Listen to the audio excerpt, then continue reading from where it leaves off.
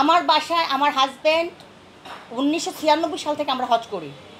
আমি মাঝে মাঝে হিজাব করি, যখন আমাকে বলে যে বিভিন্ন খারাপ খারাপ কথা তখন আমি হিজাব ছেড়ে দিই, জিদ করে ছেড়ে দিই সোশ্যাল মিডিয়াতে। আমার বাসায় কোনো মদের বোতল নাই, ছিল না। আমার হাজব্যান্ড জীবনে এক ফোঁটার মদ খেয়ে দেখে নেয়। আর আমি তো নাই, আমার একটা রোগ আছে, মানে ইয়ে খাইতে পারি না, অ্যালকোহল খাইতে পারি না। আমি তো সবকটা ক্লাবের মেম্বার, আমাকে ঘরে রাখতে হয় মদ। আমি যদি মদ খাইতে চাই তাহলে তো আমি ক্লাবে যাই খেতে পারি। আমি গুলশান ক্লাবের মেম্বার, গুলশান নর্থ ক্লাবের মেম্বার, অল কমিটি ক্লাবের মেম্বার, ক্যাপিটাল ক্লাবের মেম্বার, ভোট ক্লাবের মেম্বার, কুমিল্লা ক্লাবের মেম্বার, কত ক্লাবের মেম্বার। আমি তো মদ খেলে মদের টেবিলে তো আমি বসি না। আজকে বাংলাদেশের কোনো পুরুষ বলতে পারবে তাদের টেবিলে বসে আমি মদ খাইছি? কোনো গুলশান ক্লাব হোক, ভোট ক্লাব হোক, কোনো ক্লাব বলতে পারবে আমাকে নিয়ে টেবিলে নিয়ে বসাইতে পারছে মদের ক্লাবে? তো সেইখানে আমার ঘরে কীভাবে মদ আসবে? যতটা তো আমিও নির্যাতন নিপীড়নের শিকার। গত 4 বছর যাবৎ এটাকে স্থগিত করে রাখা হয়েছে মিথ্যা বানোয়াট মামলা দিয়ে। তো আমি এখন 2টা ডিএমপিভুক্ত নিবন্ধনভুক্ত অনলাইন নিবন্ধন আছে এবং ডিএমপিভুক্ত 2টা পত্রিকা আমি নিয়েছি। ওটা 5000 পাবলিশড হয় রেগুলার, আমি এটাকে আরও বাড়াইয়ে 10,000 করব। তো ওটার সাথে আছে একটা স্যাটেলাইট চ্যানেল নেওয়ার প্রিপারেশন আছে, নিচ্ছি।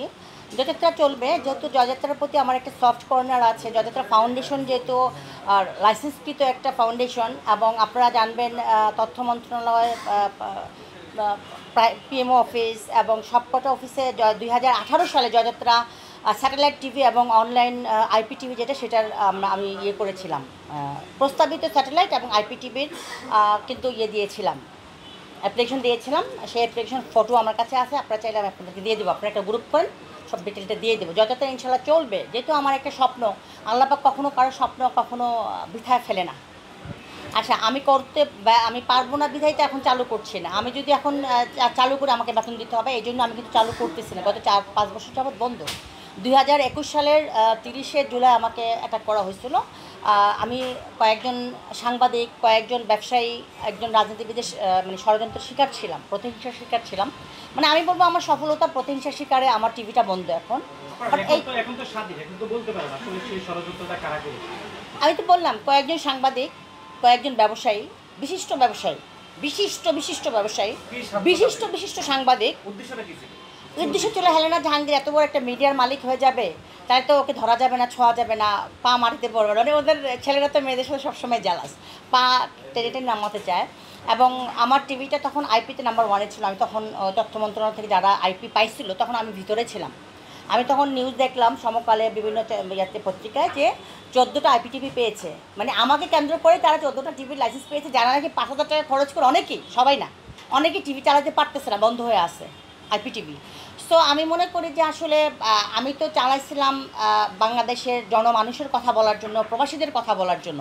এবং আপনারা যারা চিনেন, যে সাইফুর রাজীব আছে আমার সাথে, সে দেখেছে যে আমি প্রবাসীদের নিয়েই বেশি বেশি করে কথা বলতাম। আমি হিজড়াদের নিয়েই কিন্তু কাজ করেছি অনেক, এবং আমি যেই কাজগুলি করেছি, যেই নিউজগুলি করেছি, সেগুলি কিন্তু কাজ হয়েছে। হিজড়াদের একটা কুমিল্লাতে হয়েছে, প্রতিষ্ঠা গড়ে তুলছে। প্রবাসীদের, অনেক প্রবাসী বাংলাদেশে আসছে। আমাদের এয়ারপোর্টে প্রবাসীদের জন্য হয়েছে, হেল্প সেন্টার খোলা হয়েছিল। এইসব কিন্তু জয়যাত্রা টেলিভিশনে কল্যাণ হয়েছিল। এবং দেখবেন এত কিছুর পরেও কিন্তু এখনও লেখে জয়যাত্রা টেলিভিশনের চেয়ারম্যান হেলেনা জাহাঙ্গীর। তো তোমরাই লিখতেছো, আর তোমরা আমার পিছনে কেন এত ষড়যন্ত্র করো? টিভিতে থাকতো, মানুষের কথা বলতো, জনগণের কথা বলতো, নিপীড়িত নির্যাতিত মানুষের কথা বলতো, প্রবাসীদের কথা বলতো। বাংলাদেশ সারা বিশ্বের এমন কোনো অ্যাম্বাসেডার নাই যে জয়যাত্রা ইন্টারভিউ নেয় নাই। সারা বিশ্বের এমন কোনো দেশ নাই সেই দেশের জয়যাত্রা যায়নি, দেখেনি। তারা নিজের ইচ্ছায় জয়যাত্রাটা দেখতো, নামাইতো অনলাইন থেকে, ওয়েবসাইট থেকে। সো আমি মনে করি যে এই জয়যাত্রা যদি আবারও চালু হয়, মানুষের কথা বলবে, সত্য তুলে ধরবে, প্রবাসীদের কথা বলবে, প্রবাসীদের পাশে সবসময় ছিল, সবসময় থাকবে। আমি জানি না বোতল কোথায় কাছে, আমার ঘরে অকিটকিও ছিল না, অকিটকি কোথায় কাছে সেটা আমি জানি না। অকিটকি মানে হচ্ছে ওই যে কথা বলে। আপনাদের বলি আগে, আপনারা ভিডিওটা শুনেন মনোযোগ সহকারে। আমার নামে এক রাতে 9টা মামলা যে হয়েছে, কিসের মামলা আপনারা জানেন? জানেন না? হরিণের চামড়ার মামলা, যেটা হচ্ছে ওই সবার বাসায় আছে। ক্যাঙ্গারুর চামড়ার মামলা, যেটা নাকি আর্টিফিশিয়াল। আমার ঘরে ওই খেলনার জিনিসপত্র দিয়ে সব কিছু মামলা হয়েছে। 52,000 টাকার একটা সিএপির নামে মামলা হয়, সেই মামলার 2 বছর সাজা হয়। সেটা একটা সিন্ডিকেট মিলে আমাকে 2 বছর সাজা দিয়েছিল। আমি একটা বছর পলাতক থেকে আমার যে ক্ষয়ক্ষতি হয়েছে, শত কোটি টাকা ক্ষয়ক্ষতি হয়েছে। আমি ব্যবসা করতে পারিনি, আমি বাণিজ্য করতে পারিনি, আমার টিভিটা বন্ধ। আমার এই এত ওয়ার্কারের, হাজার ওয়ার্কার শ্রমিকের বেতন আমি কোথা থেকে দিব?